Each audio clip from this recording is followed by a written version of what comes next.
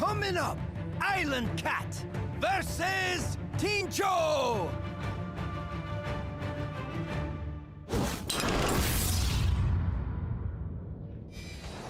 Hello everybody, welcome back to the Fall Championships. I'm TJ, joined by the Admiral. That's admirable. And a final elimination match of the day before we get into the deciders. Which are basically elimination matches, but, you know, it also decides something. And judging by your intense fake karate, you look pumped. Oh, I am pumped. You better believe I'm pumped. I was pumped since day one. I've been pumped since I was born. I'm pumped right now. That's right, but let's go ahead and introduce our players. First up, please welcome to the stage, Tincho. Player from South America, really emphasized how important it was to represent his region. And his opponent, it's Islandcat. A caster, a streamer, but here he's just a player. Let's see if he can play.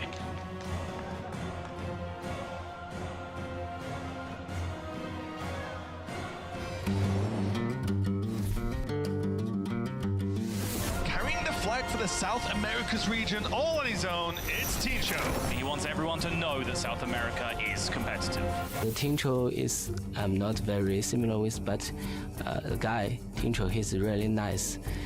He always said that see you tomorrow, like this. Don't really know about him in Hearthstone. Well, I'm facing Islandcat. He's bringing the same lineup like me, but he's not bringing Token Druid, he's bringing Mali Druid. So it's like a mirror. I saw him playing good against Remen, and yeah, Remen has combo too, and he also win Remen too, so we can expect everything. Maybe I will win the decisive match, I think.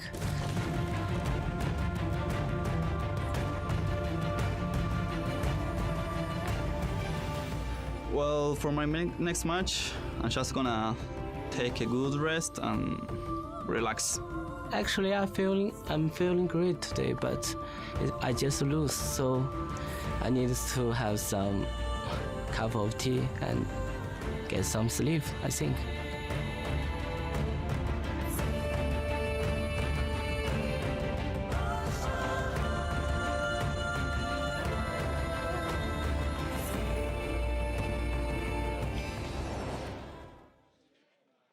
This is an important one for both these players. Islandcat representing China, only one Chinese player through to the deciders, and no Chinese players made it to the quarterfinals, whereas Tincho, no South American player has ever made it to the World Championship. Eventually, there's got to be one. There's got to be one. We thought it was going to be Nao Gudan. You know, he made back-to-back championship appearances. It looked like for a while it could have been raised at the last championship. Ended up with a pretty poor group for the lineup he brought.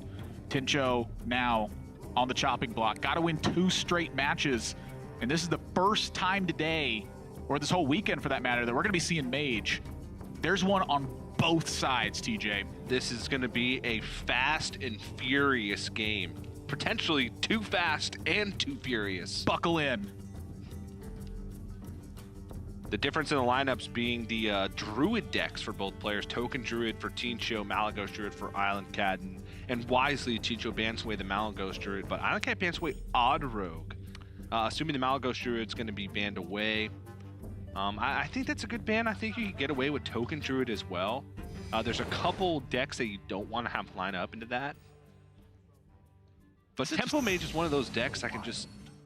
It can lose to everything. But it can beat everything, But too. it can beat everything. It's one of the most volatile decks in the metagame. Yeah, I think a lot of players brought it because they were expecting more Quest Rogue. It's one of the decks, I think it's the deck that has the highest win against Quest Rogue that still has some viability elsewhere. I think you could play Odd Hunter and beat Quest Rogue some of the time. I feel like that the Mage decks are quite good against all the Rogue decks right now, honestly. Yeah. Just a lot of burn. You just get them. You just get them. A lot of times early on in the game, the Odd Rogue uses their health as a resource to try and solidify their board position. You know, your removal spells in Mage act as burn spells as well. You know, it's quite the opposite of the way a lot of decks typically work. Islandcat gonna hang on to a Cold Blood, finds a second. And that's not what you want to see early on. I think that first one has a lot of value to it. You know, Tincho playing Token Druid, he's quite light on the removal. You're looking at a couple of pairs of spell stones. You're looking at 2 swipes. And outside of that, it's basically minion stuff to get the job done. Now, the Leroy kind of makes, in my opinion, makes the Cold Bloods a little bit more interesting because now you're looking at your own burn plan. Yeah, but this is Token Druid. That, to me, it makes it more vulnerable, doesn't it? Well, it's got... He only has 1 copy of Serenite Chain Gang. But This he's is got the turn. Giggling Inventors. Okay, well, now I'm concerned because he doesn't have a way to actually activate the Cold Bloods and he doesn't have another 3-drop for next turn. So I think he's got to save the coin. If he had drawn a 3-drop there, I think you could consider the SI7 agent right away. Yeah. And start getting the Cold Bloods busy. But without that draw, I think you got to wait. One thing I want to point out is we always lump Token Druid into the aggressive lineups, but it really doesn't do anything until, at the very least, or very earliest, turn like 3 with Wild Growth into Whispering Woods. Yeah, it kills you in like the mid to early late game, right? Yeah, it mostly fits the bill of what aggressive decks are typically doing. Yeah. Which is, you know, trying to punish decks that can't overwhelm it early on. And it does it from a weird angle. So it's just a very flexible deck that is quite vulnerable to lots of AoE. And that, to me, is really like the kinship that it shares with most aggressive decks. They're quite vulnerable to lots of removal. Currently, Tincho has not even had really any playable cards. He's got 2 Arcane Tyrants in hand and a Spreading Plague, so that'll be a big swing turn once he gets to it. But in order for that to happen, he has to get a point in the game where Islandcat has gone a little bit wide, and Islandcat's hand just does... It's honestly quite good. Like, I think his hand is, you know, quite strong if he keeps drawing minions. Every single minion that he plays, Tincho's going to have to pay attention to until he can get on board. And then 1 minion sticks, all of a sudden you're looking at Fomomancer, Cold Bloods, Deadly Poison, and a Leroy to back it up. But it's a very one-dimensional hand, is what I should say. Yeah, that's not a one-dimensional draw, though. That is pretty darn good. Yeah. So at this spot, absolutely Islandcat's going to go for that. And right now, Tincho, you know, doesn't really fend this off. He's got an Arcane Tyrant he can play, or he can play a swipe to remove the Divine Shields. And Wild Growth isn't going to accelerate him to anything just yet. But, you know, with the difference of Wild Growth and no Wild Growth is swipe to kill a 2-1 or not swipe, I'm Wild Growth. Yep. And I think Tincho's in trouble right here. This first Fungalmancer is not going to be kind. It's going to start bringing the beats. Like I said, though, does have Spreading Plague followed up with 2 Arcane Tyrants and a swipe to clear things up. No, there's another Fungalmancer in hand, though. No, dude, don't think about that. Don't pay attention to the cards that impact that. No.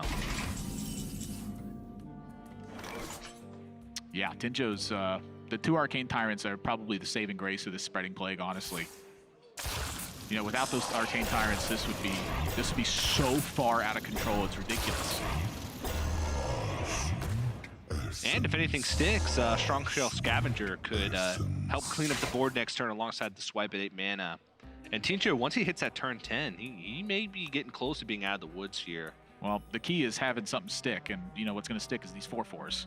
The rest of this stuff is, you know, pretty much gonna bite the dust. Only has the 1 attack to divide up the damage, though. The way the damage sits in its totality is it needs to be in chunks of 5. So he's got 5, 4, 4, 1 if he buffs the right Annoyatron and the Fungalmancer. Or he's got 6, 3, 2, 3 if he buffs the left 2. And so it's just a matter of which iteration actually buffs the most stuff, kills the most stuff, and then also has the best responses to what Tincho's going to do. Yeah. Maybe there's like a double Cold Blood play here? And so, I think you're not really passing up an opportunity to get this juicy of a Fungalmancer. Choose soon. So he's going to leave 1 of these Spreading Plague tokens up. Yeah, it's going to be, I imagine, a bit weak. Yeah. I'm not convinced you attack here, actually. You know, thinking about Strong Shell Scavenger, it makes me want to. But well, there is some merits to holding there. Yeah. It's mostly just the fact that you're not weakening yourself to like a top deck Spellstone, and you're not weakening yourself to like swipe being able to be cleaning up with just a single hero power. Your opponent's going to have to actually do something with the 1/5 first. Yeah. You're not making the attack for him. Like in that situation, you know, swipe would have cleaned up the Annoyatron, I'm sorry, the Giggling Inventor just via the attack of the Scarab afterwards. Yeah. So I'm thinking, is there a way that Tincho can fit in the wild growth to make sure you can ultimate infestation next turn. Yeah, I think so. I think you could swipe in hero power. You know, with 2 Arcane Tyrants on the board, I think you're fighting quite well here. Yeah. I'm not sure how much value that the Scarab has by itself. You know, I don't want to use a Strong Shell Scavenger on that. The problem is, you know, Islandcat's hand is still pretty juicy with damage. And so, you know, what's the cost of taking this damage right now? I'm looking at this, and I feel like Tincho should probably be trading off the Arcane Tyrant in that spot. I think it's very wise. Even though your opponents use Fungal Mancers, you just don't want to get the 1-3, you know, wiped away, and then suddenly your opponent's cold-blooding hitting you again. Yeah. Also that. So not a terrible position now because Tincho's going to be able to ultimate infestation, the highest priority target next turn, draw a ton of cards, and then move into the next turn with a ton of options and a big card advantage. Yeah, in this spot, Islandcat actually needs to go a little bit slower than faster, I would say. You know, you might want to actually not put a minion on board in this spot, except for the Argent Squire, perhaps, and, you know, force your opponent, if they want to UI, to UI your face. Then you respond with the Vile Spine Slayer, and you have the extra gas from the SI7 agent. Of course, that's assuming that the opponent definitely has Ultimate Infestation. You know, with only 3 cards in hand, there's a chance that they don't. And so when you don't play to the board, you get punished by them not having it and having not developed. So I think it's a consideration, but more than likely you should just be going in.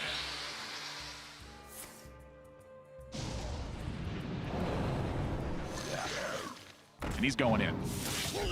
Yeah, that's about as going in as you can go on that turn. Argent Squire, of course, one of the best minions to equip the Cold Blood 2 in the deck. This reps 18 on board, but Tincho, you know, still a lot of stuff to respond with. There's another copy of Spreading Plague in there. There's the 1 copy of Giggling Inventor.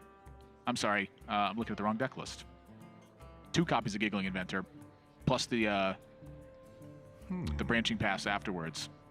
Malfurion as well. A lot of ways to protect in this spot.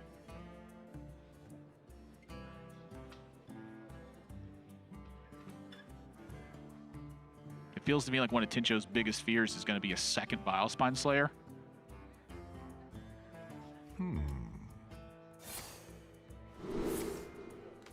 Whoa. I actually don't know what he's fishing for in this spot. Was it just removal? I suppose so. Or just something to play proactively onto the board. Just wants to kill the whole board off. Yeah, I was thinking even just gain armor and wait a turn. Yeah, I think the armor's worth a lot there. Yeah. You know, in this matchup, I think it's a lot less about bursting Islandcat out of the game and a lot more about just running his resources down. Yeah. That's been like, you know, pretty much the Druid game plan versus Rogue for quite a while in the metagame. You know, the Rogues need to move in at some point, and you got a lot of stuff that helps fend that off. Yeah. But this Giggling Inventor, quite weak in this situation because he has no Fungal Mancers left. He has no Cold Bloods left. Yep. So just not much attack, and Spreading Plague plus the Strong Shell Scavenger here, plus another Strong Shell, plus a Flute and Power of the Wild in hand. Yeah, this probably is the major turning point of the game where Islandcat doesn't recover anymore. Yeah. Yeah, those things were going to be 7-11s on the next turn. A little bit of early game would have greatly helped Islandcat in that one, and you could see why he kept the Cold Blood. He intends to draw a 1-cost minion and then get off to the races. If your opponent doesn't have a Spellstone, you're going to connect somewhere between 10 and 15 points of damage. Yeah, yeah, pretty unfortunate pan out there. He was able to hit Giggling Inventor into double Fungal Mancer, which is something a lot of times can punish Druid because they struggle to deal with the medium-sized, medium-strength boards as opposed to the wide, small boards. Yeah. Maybe Token Druid struggles a little bit more with just big minions as well, but a lot of times they just go wide and then push past your big minions with Savage Roar plus Branching Paths. So you can see just how powerful Token Druid has the potential to be. And I think that deck was going to take a win no matter which way you slice it. It's quite good against the lineup from Islandcat. I mean, that's one of the reasons that Token Druid was included in so many aggressive lineups, is it was very good in the other aggressive matchups. You know, you have a lot of defensive tools, but you still have the same type of offensive output once you get to the end stages. Yeah, but Tincho takes a 1-0 lead in the series with the win with his Token Druid. Can he continue this run and make it through to the cider matches later? We'll see right after this.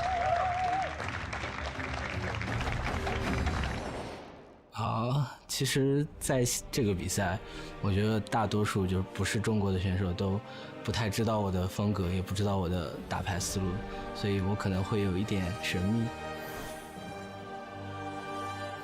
因为我觉得炉石这个游戏很适合我，我比较喜欢思考，我也能很快的做出判断，然后我有一个想拿炉石冠军的梦想吧。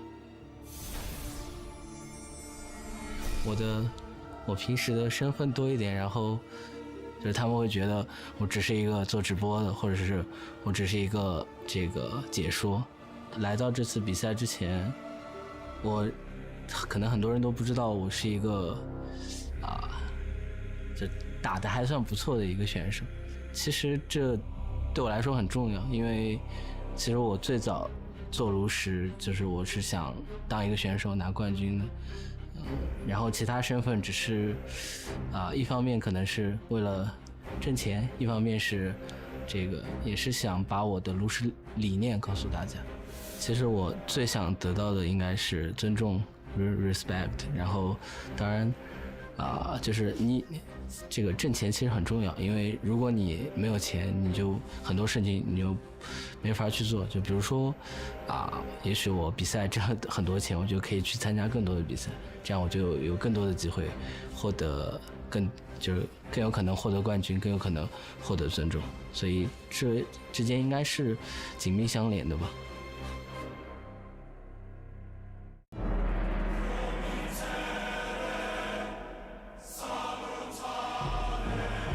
Oh, I'm Tincho, Martin Mas. I'm from Argentina. It's my first time I go to another country, and I'm really excited. I practice really hard about qualify to the championship. Every year, new players, and they practice really hard. When you practice, when you put a lot of effort on this game, you just get it. If they are here, they are good players, and they qualify to a championship. I started playing Hearthstone like a hobby, and then when I making good finish on ladder, I just realized, okay, I can be good at this. So I make it to the last playoffs. I really enjoy in the Discord with my friends. I did a promise to sing a song in 9 languages if I qualified. Do you want to give us a preview of what that would sound like here? Or? It's a surprise, definitely a surprise.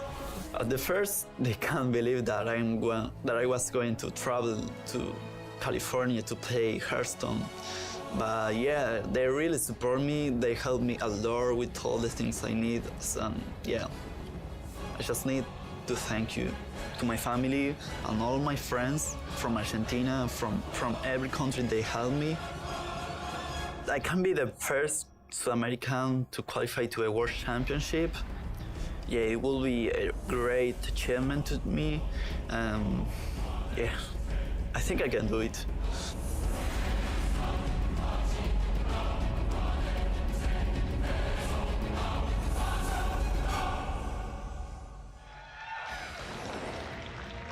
Hello everybody, welcome back to the Fall Championship. We got an awesome crowd here who are here to see specifically me, and that's admirable. Woo! Yeah! That That's makes it what I'm somewhat talking true. about. That's how crowd cheering works. The louder the crowd cheers, the more true it is. You're gosh darn right it is. Let's get into it. Game number 2. Well, that was... Jeez, Mechadrax, just calm down. That was intimidating. Don't calm down. It's the championships. And you've got Keliseth. That's what you want to see for Tincho. Because yesterday, he struggled on this one. Yeah, got not reverse swept, just straight up swept. His Zoo Warlock was yesterday in his initial match. So this has been a weak point for a lot of players' lineups. We saw the Warlock win rate was negative, and that's despite even Warlock and Q Warlock actually performing pretty well. So Q Warlock was actually bringing that down a little bit. TJ, you're going to call me crazy. I want a Soul Infusion. And the next turn, evaluate if you Soul Infusion again. Whoa. Keliseth, even if it dies to the dagger, it does give you at least one extra minion that you get +1/+1, Well, especially with 3 spells drawn already. This is quite an interesting decision point actually for Tincho now. If he chooses to use the other Soul Infusion, well, he's going to choose to use that. Yeah. That effectively does it. Whoa! Oh, no! No! All right, well, this is trouble now because now Islandcat gets to Blood Knight his own shield. Yeah. But, you know, Giggling Inventor is a card that exists, but one of the things I want to point out is that this matchup is all about tempo. Oh, yeah. And if you're giving up that much tempo that early on in the game, it could put you in a lot of trouble. Yes, Giggling Inventor is a problem that you may need Blood Knight for later, and I think that's what's going through his mind right now is, if I play Blood Knight now, yes, I have a 6/6, but Blood Knight would, or sorry, Giggling Inventor will just completely wreck me. No, you got a 6/6 right now. A 6/6 right now seems better to me, especially since you're giving your opponent the opportunity to have a 6/6. Now, that being said, Islandcat has 2 copies of Blood Knight in the deck, which is why I think it's more important for Tincho to be playing that Blood Knight. If there was only 1 copy in Islandcat's deck, I think you can get away from it. But the fact that there's 2, it really makes me want to avoid that situation, because that's just going to occur quite often in that spot. The Keleseth is very strong, but the Keleseth's going to be strong pretty much at any point in this game. It's a 2-mana 4/4 right now. So if he coins out that Blood Knight, he gets the 6/6 right away. Any minion Islandcat plays is going to be contested on board. Then you get the Keleseth, maybe you Soul Infusion with it, and you keep the ball rolling. In this instance, Tincho was anticipating Vicious Fledgling, he's anticipating Hench Clan Thug, and he wants to Soulfire it afterwards. But because it's Blood Knight, he gets pretty punished, and now we're in a fight for the board. Yeah. That being said, he has the benefit of having Blood Knight for if a Giggling Inventor hits later on. So there's merits to both sides. Yeah, but that's a big if, because like I said, matchup comes down to tempo. You lose the early board against Odd Rogue.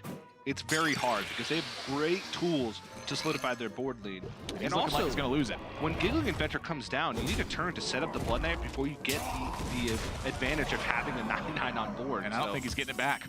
No. Well, that helps. I mean, putting stuff in the way that's really big is good, but right now, Islandcat has a pretty substantial lead.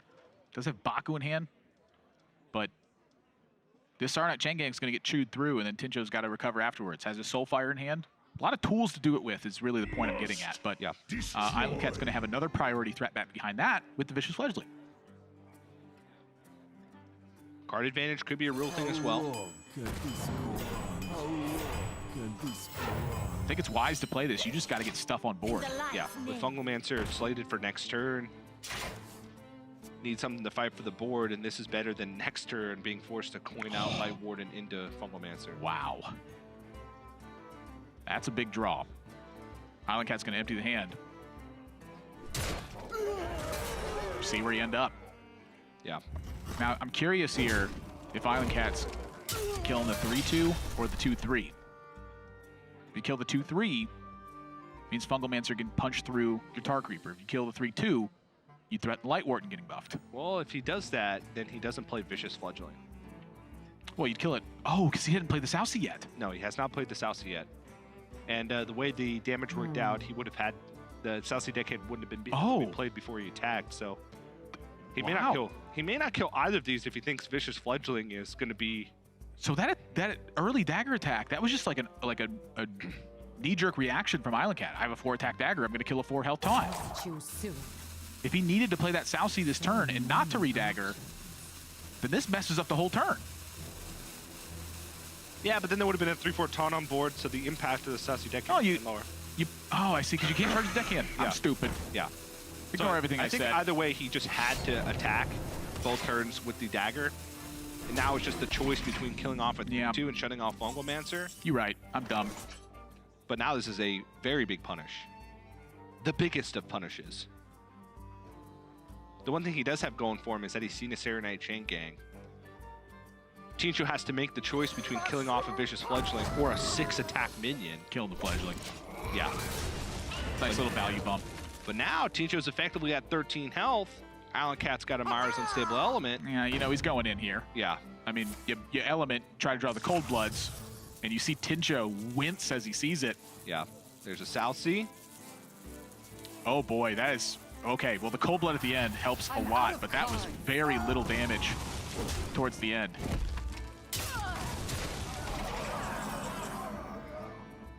So now Islandcat looks like he may have to Vile Spine or Giggling Inventor to try to get back online.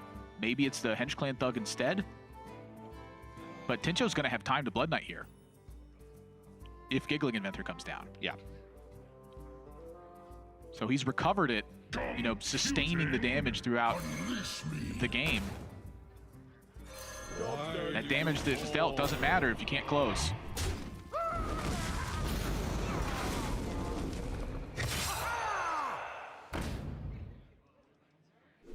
It's going to be Vile Spine. He's got to take board somehow and push through more minion damage is the reason why he goes to this over Giggling Inventor. Also, the possibility of Blood Knight would just completely blow him out of the game, and he needs to kind of hedge against those just a little bit. So Islandcat has 10 damage next turn, but in Tincho's mind, it's representing a lot more than that. So he's pretty apt to Soulfire in this situation. And that means risking discarding the Blood Knight. The more you tap, the closer he's going to get to that as well. So Tincho's in a pretty tough spot here. He does get a quote-unquote free tap with the Voodoo Doctor being able to heal that 2 health back up. And I think, honestly, you have to take the extra card here. Big yikes.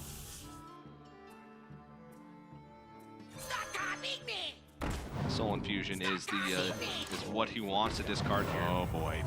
This is a big one. I'm nervous. Okay.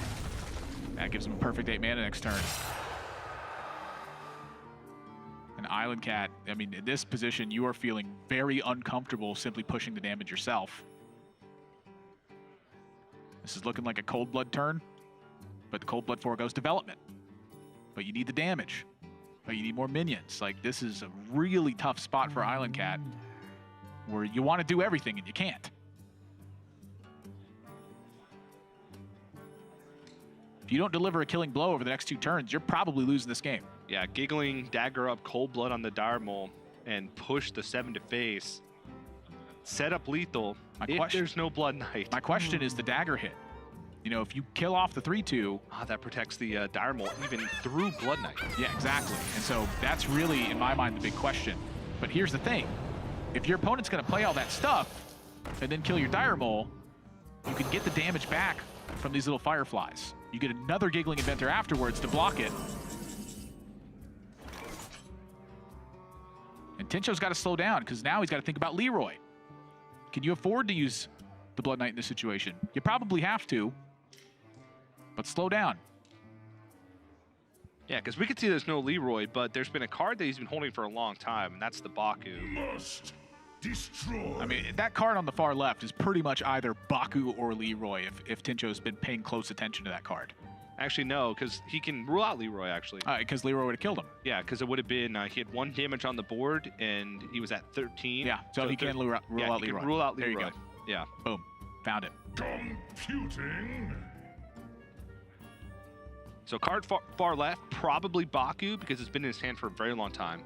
You're smart, TJ. Thanks, man. Well, that makes the turn pretty straightforward then. Yeah, Blood Knight, Despicable Dreadlord, kill some stuff. But here's the thing, when you're sitting on stage and you're nervous and you're just going to die, like, you're sometimes not thinking about that. Now, he's going to come into the right play anyway, just realizing that this is just the most efficient thing to do. Both. Is Fungomancer's gone? Yeah, wait. That was the previous game. Yeah. No. That's what he's worried about. And that's why Tincho's smiling right now. He's like, yep, you have the Fungal Man. It's that, you got me look. But the longer this turn takes, the more comfortable Tincho's going to get. Yeah, when he sees this Giggling Inventor come down, which is, by the way, the only thing that saves Islandcat. Do you have to trade the 2 1/1s as well? Do you have to trade off the Dagger as well? I mean, you just have to get... Wait, so he's taking 3 fatigue next turn, right? 4 fatigue. He took 3 fatigue this turn. Which means he's going to 7. He can tank 3, go to 4. So he trades the 2 Fireflies into a 3/2. Giggling Inventor, Vicious Fledge. I just have the mana to Dagger up. Oh my gosh. Well, I don't think he needs to. He attacks the 2 1/1s into a 3/2. Giggling Inventor protects him. I'm saying Vicious Fledgling is his way to win there with Wind Fury and a Dagger hit. Because if he removes, these Fireflies are going to get removed. Oh, boy. Oh, okay. Well, Tar that's- Creeper locks it. Yeah, I think it's done like dinner. I guess attacking 2 plus the Hench Clan Thug. Hench Clan Dagger gives him a guaranteed lethal with no taunt. With no defensive tool. Yeah. That's the thought process Tincho was, I'm sorry, that Islandcat was on. Yes. Tincho just has the goods. Yeah. And that's a 2-0 lead. And mind you, this was the deck that Tincho struggled on yesterday. Got swept when he was playing it. This is his first win with Zoo Warlock of the tournament. I'll tell you what, when your opponent Myra's and the burst damage from hand is 4, Yeah. you're quite fortunate. Yeah. I mean, that Tar Creeper, I guess the Voodoo Doctor would have saved him as well. But that was the ultimate nail in the coffin. And I do like the way the Islandcat set that up. He needed heal or taunt, or he was dead from a dagger hit, plus the 4 damage from the Hench Clan Thug. So I like the way the Islandcat set them up. He gave it the maximum potential for himself to win the game. But ultimately, Tincho, 2-0 lead now with just the mage left. I really feel like Tincho was the one who had all the options in that game too. I mean, starting from the early game with the double soul infusion, with the Keliseth, had the coin, had the soulfire there. I think he had so many opportunities to play for tempo that his play of the partitioning resources and card advantage ended up working. But he did get some pretty significant draws in there, namely the Saronite Chain Gang to just buy so much time by absorbing a lot of damage. So I'm curious if he could have, taken a lead earlier just by using the Soulfire, coin out the Blood Knight, and then use Soulfire Keliseth on the next turn. Yeah, I definitely agree with that point, but Tincho does take the victory, and 2-0 up, just the mage remaining for him. Will Islandcat be able to bring this one back? We'll find out right after this.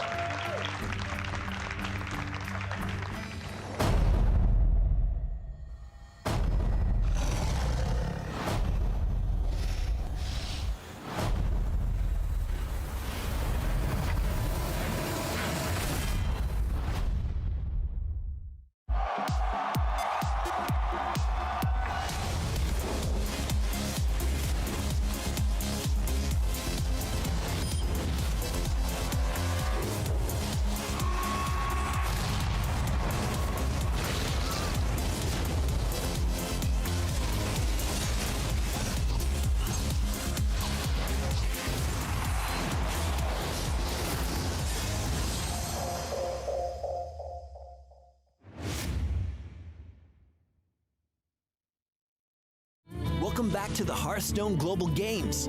New for the second season, we're proud to introduce HGG Cheer.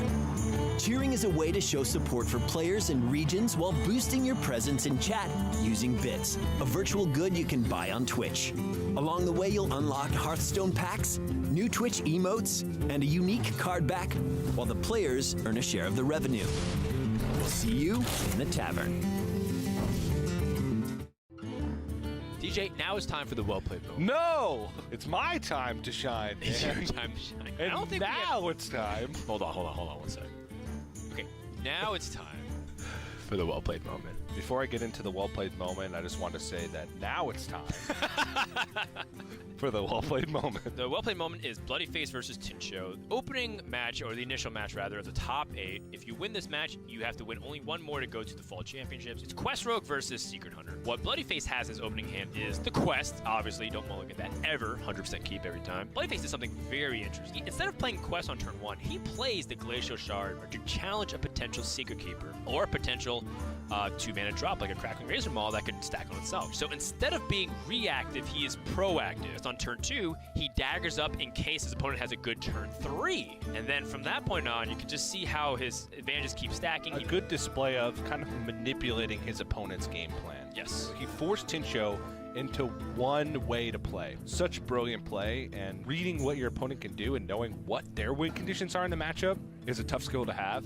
and one that Bloody Face not only showed in this matchup, but across many of the matchups he played. This was just the one that we chose because I thought this was the simplest, cleanest, but most well-played moment of the Americas playoffs. Do you know the stat on how many number of turns it's held on average? It's 0.03.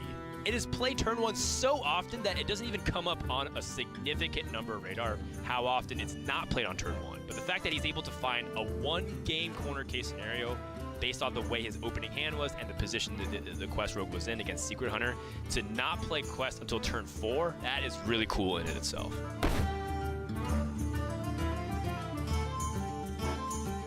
Chanty. Woo! Woo! Welcome back to the Hearthstone Championship Tour. I got word that the stage manager's giving out shirts to the people that make the most noise. So I decided to put my name in the hat. Do I get one? Woo! Yeah! Joke's on them. I already got a shirt. Idiots! Not them, not the guys that are on screen. They're pretty smart. No, we're the idiots. Yeah, amen, brother. And we got ourselves a mage mirror match. Don't blink. This matchup does not go slow, in my experience. It is. Well, there is a couple situations where it goes slow. One, they both unload their hands early on into the game, kill each other's stuff, have no cards in hand, and don't draw Alaneth. Yeah, but that's when the games go quick, is because you just draw your card, you know what to do. Yeah. You wait and you wait and hold it to burn them, or you kill a minion that's going to kill you with it. Yeah. And Islandcat's opening hand is not strong. No. For the matchup. That is, you want minions in the early game. I mean, Tincho could just full keep and still have a better hand than Islandcat at this stage. Yeah, but instead he's going to mulligan and probably get a better hand. Yeah. Sorcerer's Apprentice, pretty good. Cinderstorm can be pretty good. The minions. You want the minions. The 4-3, maybe not right now, but you want the minions. That's right. Minions are like spells that keep going if they don't die. Yeah. Imagine you cast Fireball, but instead the Fireball sat on board. And every time your opponent didn't fireball your Fireball, the Fireball kept fireballing them. That's what a minion is. You tone it down to like Arcane Shot a lot, but you get the gist. Yeah. I understand completely. No mana worms. I know a lot of people joke around and call this mana worm mage because it's the it's like the fuel of the deck. You don't need fuel to go, but it helps. I was about to call you on the analogy. That was the best analogy I've ever made. It was one of the worst, actually. And now I can't even think of what it is. It's like the canvas in a painting. It's like the salt on the chicken. There you go. Without it, it's just chicken. It makes the chicken better, but the chicken's still edible, right? If you don't draw the salt. Yeah. Ooh, that's an interesting draw for Tincho now. It's like the Brit. No, I'm just kidding.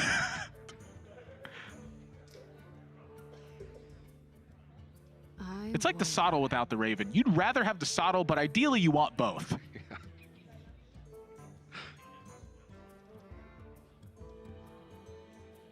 This is actually pretty tough, though. Yeah, I mean, I like the coin.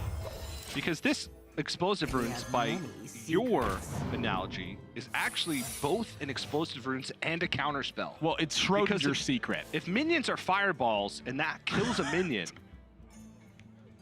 That's why you played 2 of the Explosive Runes and 1 of the counterspell, TJ.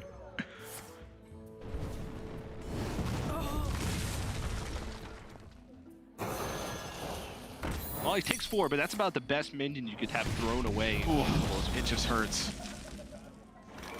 And now, Tincho, this doesn't get fireballed. He is going to run away with this game. So you better believe it is instantaneously getting fireballed. And this matchup, initiative and gaining it is very important, but I'll tell you what, the Egyptian God card is probably more important. The Alaneth is so good in this matchup, and it's because the minions are so crucial to the game that you find yourself using burn spells on minions. You can't afford to just take extra damage. The only thing about the Alaneth is that it gives you a completely dead turn, and then if you're on the back foot for the whole game, fatigue can matter, but it's very unlikely, and it usually happens when Alaneth comes later on when you play Alaneth and both of you don't have that many cards, because then your opponent has a proactive turn, you're kind of behind. You have a limited amount of time to take the board back and win the game before fatigue will eventually kill you. Islandcat is in trouble, TJ. He does not have a way to kill the Cosmic Anomaly right now. +2 spell damage. As long as you got it. Yeah. I mean, your minions are just going to die. Yeah. You know, I'm actually curious if Islandcat should be going for the Stargazer here and just try to dig and get to a way to remove it. But this is quite interesting. I kind of like the counterspell here. It does shut off Tincho's spell, and that's his lone spell. Yeah. very nicely done. Took a risk, and it's going to pay off. At least for now. He's not going to die instantaneously, so that's good. Mm-hmm.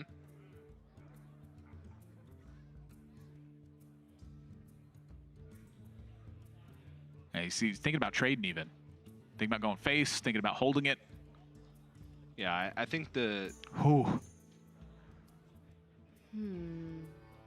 he knows this is Counterspell. There's only the 2 secrets in the deck. It's Explosive Runes and Counterspell.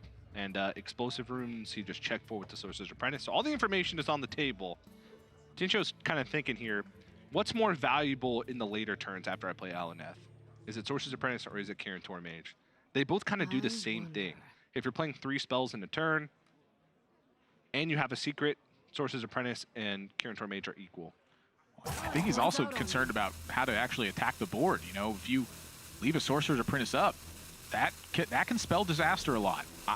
Yeah, but you also want to kind of force the mana from the ping or from a spell. I agree. And Mana Worm can also be pretty threatening if for some reason Islandcat was able to clear the board and leave that Mana Worm up. He knows it's Counterspell, going to rip that and then play the Kirin Tor Mage. And hold on, if Islandcat draws a cheap spell here. Uh-oh. Holy smokes, this turn is insane from Islandcat. If he can pick up a not-so-expensive, usable card it's gonna cost like 70 mana. Unexpected results. Behold the tools of creation. Oh. I kind of wanted to see him pop off, honestly. Still pretty darn good. And now Tincho is... He's under heat. Yeah, Alaneth is a big mana investment for this turn. I don't think you have a choice, though. Yeah. I mean, Hero Power does almost nothing on board. You got to kill the Luna. And honestly, you want to kill all 3 of the minions Islandcat got. The unexpected results produced some quite good little gnomes there. Yeah. There's 3 gnomes on board. Ew, the gnomes are so good. But they're potential. That's how you know they're good. But Alaneth, I mean, it's just, Alaneth is too good to not get online here. So he's going to end up taking minion chip damage.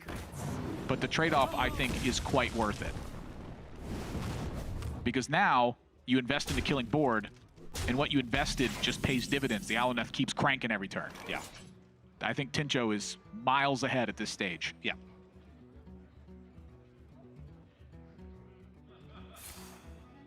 Step 1, kill the thing. Yeah. Step 2, kill another thing. Step 3, hope the Cinderstorm went right enough to kill another thing. And it did. Islandcat. Explosive Rune set, Arcane Missiles in hand. I must have more. Some much needed help.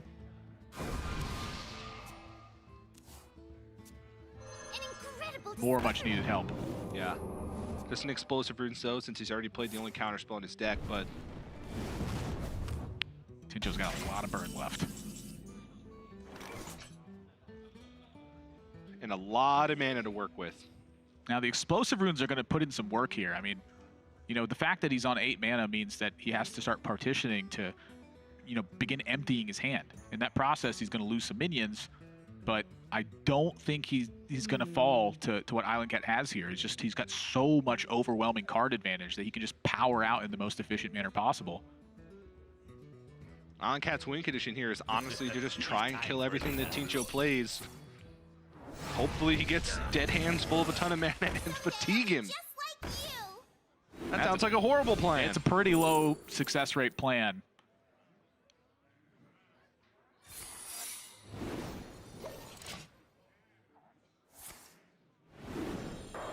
Three more cards coming. The power courses through me. I think he's sunk.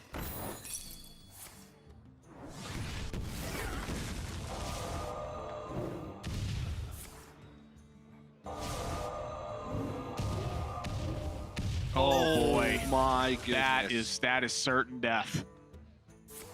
He's gonna die real quick after that one.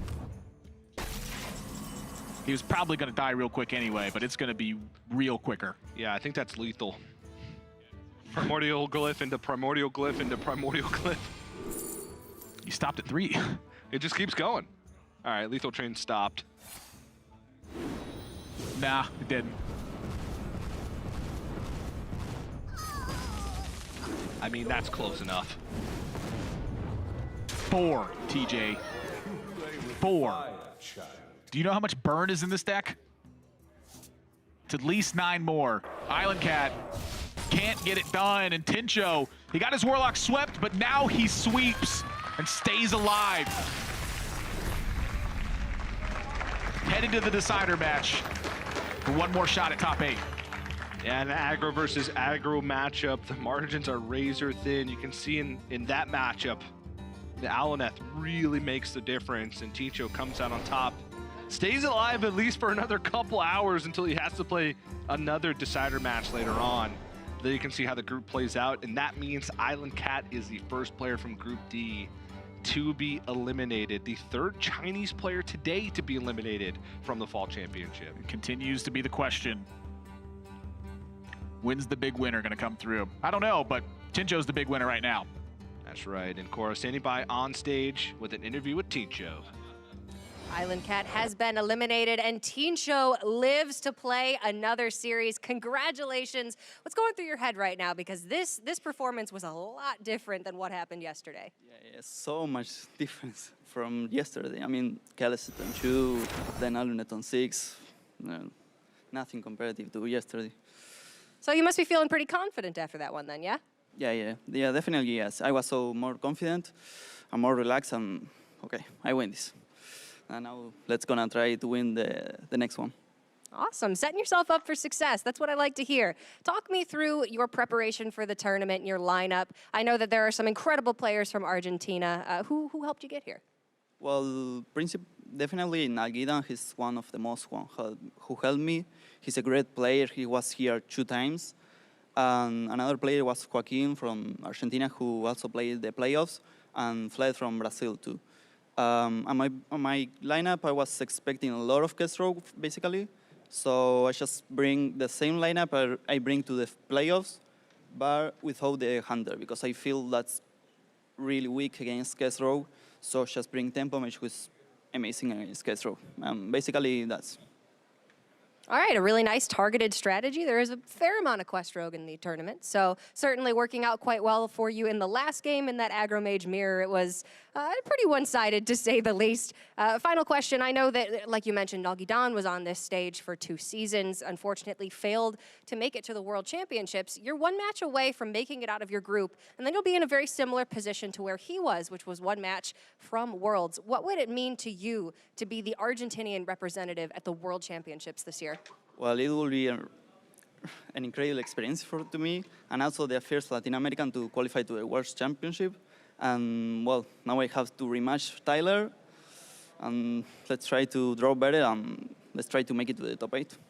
You know what? All you can do is do your best, man. And I know you've got the entirety of Latin America rooting for you. Congratulations on your win. And we're going to be keeping a big eye on that match. The rematch versus Tyler is going to be coming up later today. Let's throw it back to the casters and figure out what's going to happen next.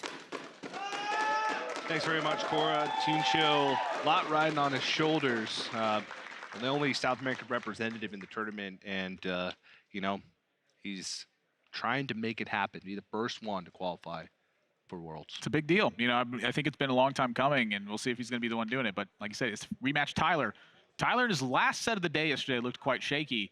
But if he can put up the same performance he put up against Tincho yesterday, you know, might be one-sided there as well. Yeah, it's going to be a pretty good rematch later on in the day. But don't worry, we're only halfway done with the day today. We have a ton of decider matches coming up, 4 more to go, and we're gonna see who's moving on to the quarterfinals. Don't go anywhere, more Fall Championship coming right up.